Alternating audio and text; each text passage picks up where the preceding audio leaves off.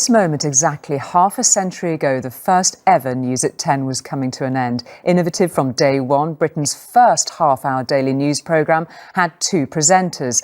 And it had been warm that Monday in July 1967. The newscasters, Alistair Burnett and Andrew Gardner, were surrounded by ice trays and electric fans to try to stay cool in their rooftop studio. Quite a lot has changed since. Studio aircon for a start, and Tom joined too, of course, the latest in a long line of presenters.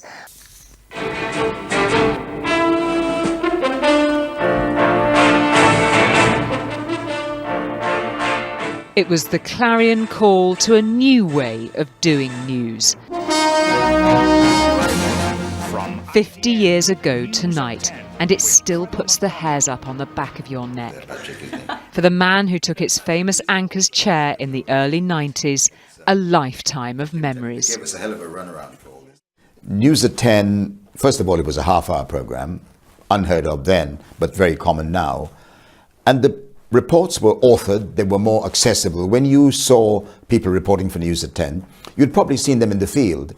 And so there was a degree of believability about what they did.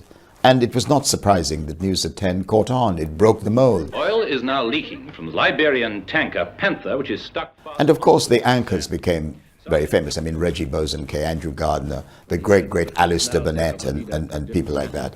And, you know, they became household names. The newsroom was very intense. It was very competitive. The competition to get on News at 10 was something which I remember to this day. Everybody was vying to be the first to do this. But when you were told that you'd be anchoring the programme... I had never seen myself in that position. I never aspired to anchor News at 10. So to sit there and to be part of it, absolute terror. And I was so relieved when it all ended on that first night. And people thought it had not been a total disaster. I think News at 10 will always have a place in television history. It did break the mold. It was the first half-hour news. I think its place in history is assured.